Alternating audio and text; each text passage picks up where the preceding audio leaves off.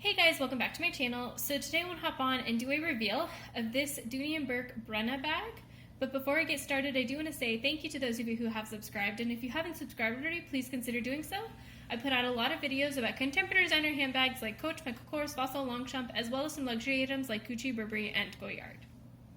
So this is a Dooney and Bourke Brenna bag in the Florentine leather. The retail price of this bag is $468. It's currently on sale in the summer sale on the Dooney and Bourke website for $280.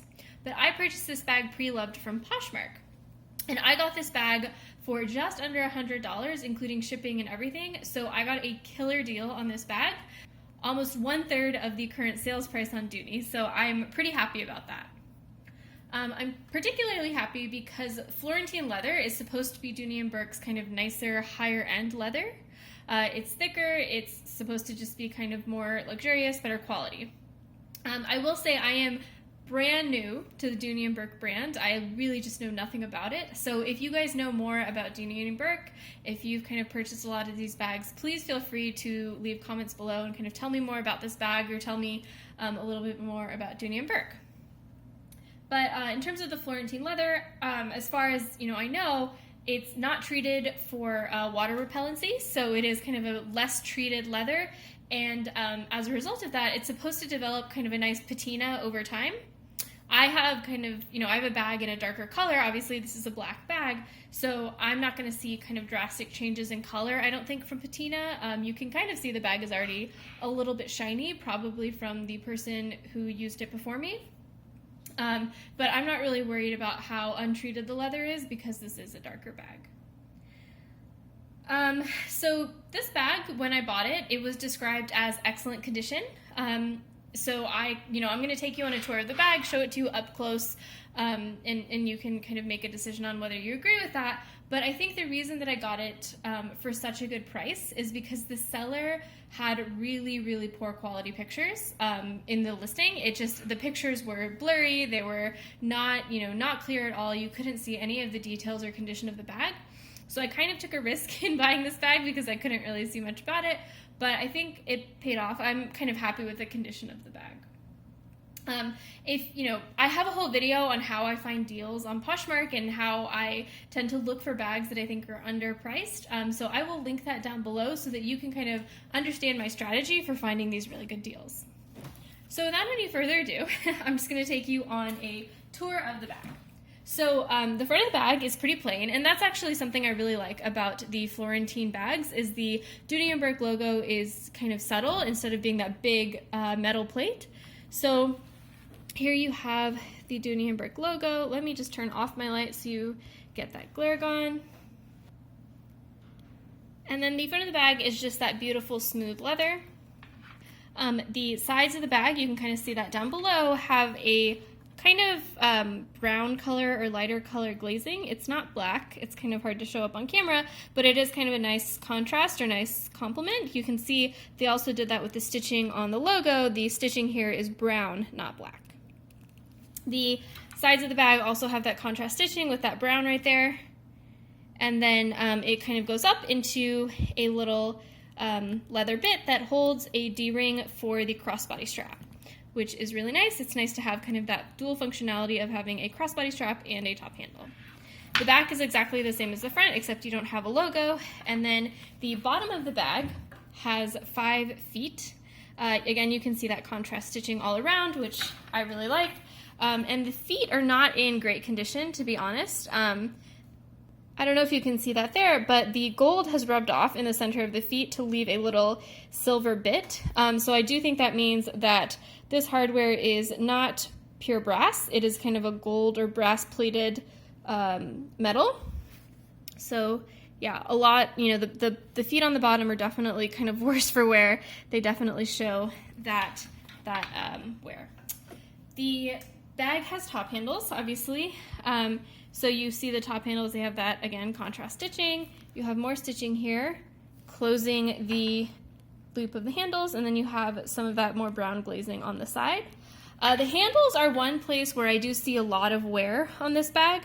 If I just turn on a light, you'll be able to see that the handles are really, really wrinkled. And And I would expect handles to get wrinkled. I'm not particularly surprised that there's wear here, but I do think this is one place where I would not describe this bag as, in excellent condition. I think the handles have a lot of age showing in them. So looking at the top of the bag, you can see it has this kind of nice pleated detail here, and then it has 3 pockets all with magnetic closures. So if I just open up these pockets here, these pockets, I don't know if you can tell, but they don't go to the very bottom of the bag. So if I just flip the bag around, the pocket ends about right here, maybe 3/4 of the way down. So it's not, it's not as deep as the entire bag, which kind of confused me at first. Like I was trying to get some of these wrinkles out of the bag by just kind of pushing, and I couldn't push it in. But the center compartment does have a pocket that goes all the way down to the very bottom of the bag, like I'm all the way down there. This is again another place where I saw some wear in the bag. You can see in there, I don't know if it's easy to tell, but there are some stains on the bottom of this bag. Nothing too drastic. I'm sure if I just took, a little scrub to it, I think it would be fine. But this is, not a perfectly brand new, excellent condition bag by any means. But, I got a good deal on it. So then you have a slip pocket here. You can see there's a little bit of dirt in there. I haven't cleaned this bag at all since I purchased it, or since I received it. So I do need to go through and get, a vacuum in here and get all of these lint things out and just kind of get it to be a little bit cleaner. All in all, I'm pretty happy with the bag. Now, obviously, you can see I took some of the air paper out.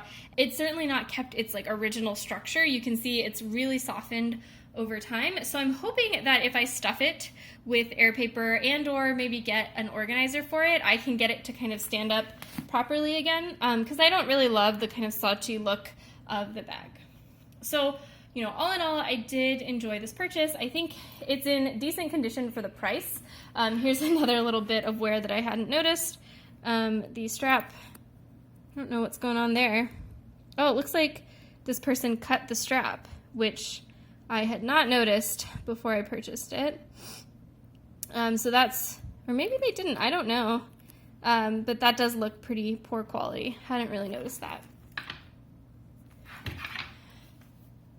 The other thing about this bag that I really didn't like when I got it was the fact that it had a very, very strong smell.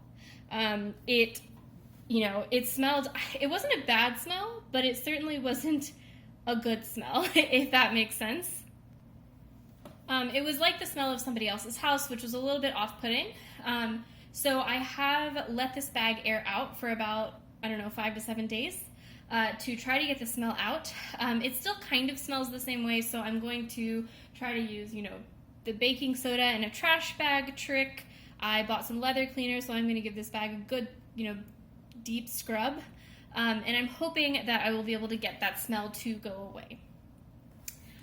One interesting thing that I guess I forgot to show you about this bag is that the strap has kind of 2 buckles. So when I first got this surprised me, but it is kind of nice because I can remove the middle section of the strap and make this just a shoulder bag instead of a crossbody bag, which I think is kind of a nice, fun feature. And some, Louis Vuitton bags have the same feature as well. The last thing I wanted to tell you about this bag is Florentine leather is really nice. It's really thick, it's really beautiful, and it's also really, really heavy. So when I first got this bag, I was really shocked to pick it up and kind of feel the heft of the bag. If I just weigh the bag, you'll be able to see there that the bag is over 2 pounds. If I just zoom in a little, the bag is 2 pounds and 2 ounces. So it is a pretty heavy bag. I'm not exactly sure if it's going to be too heavy for me, so it is certainly something that I'm going to have to think about. All in all, I think I'm pretty happy with this purchase. I do think that I got a really good price on it, so if ultimately I decide not to use the bag because it's too heavy or because I can't get over the smell that it originally had, I think I would certainly be able to resell this and get my money back because it is a popular style in a very nice leather, and I did get a good price.